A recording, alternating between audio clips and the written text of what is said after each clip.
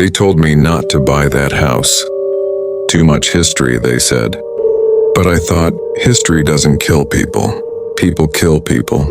Ocean Avenue, Amityville, New York. A beautiful Dutch colonial with white wood panels and crescent windows that looked like half-closed eyes. It was cheap, too cheap, and when I first stepped in, it felt alive. The air was thick, as if someone had just breathed before me.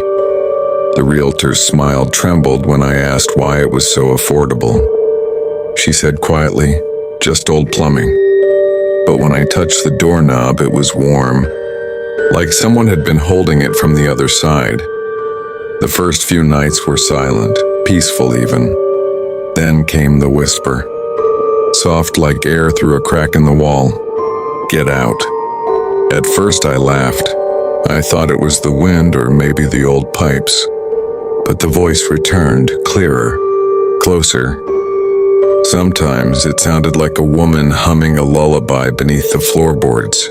Other times it whispered my name. By the fifth night, sleep was a memory.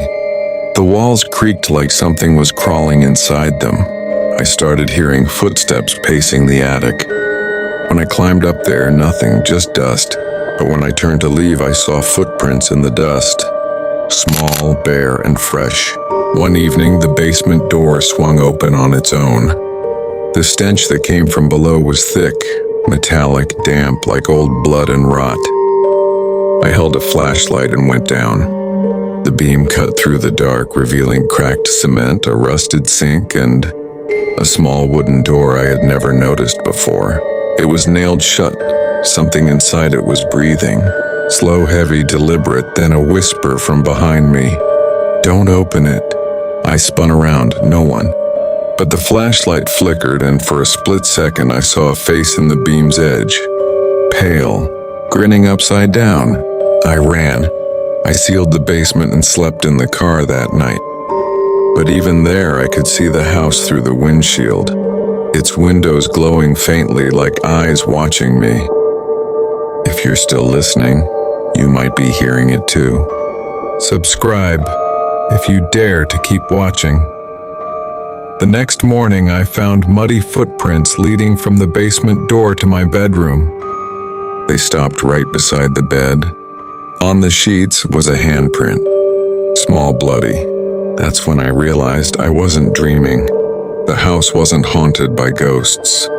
It was haunted by memory, by everything that happened inside those walls decades ago, when Ronald DeFeo murdered his entire family while they slept. I tried to leave that day, but the front door wouldn't open. The lock turned endlessly, metal grinding like teeth. And the house began to breathe again, slow, steady, matching my heartbeat. I screamed for help, pounding on the door, but outside and the street was silent. No one came. Then I heard a whisper from upstairs, soft, pleading, "Don't leave us." I climbed the staircase with shaking legs. Each step moaned under my weight. At the top, every door in the hallway was open. Every room was empty, except one, the master bedroom. Inside, the wallpaper peeled like torn skin. On the wall above the bed, written in brownish streaks, was a message. "Stay with us." The floor suddenly cracked beneath me, splitting open like a mouth. I fell, hitting the ground hard, but when I looked up, I wasn't in the bedroom anymore. I was back in the basement, and the little wooden door was open. Something stepped out, not walking, crawling.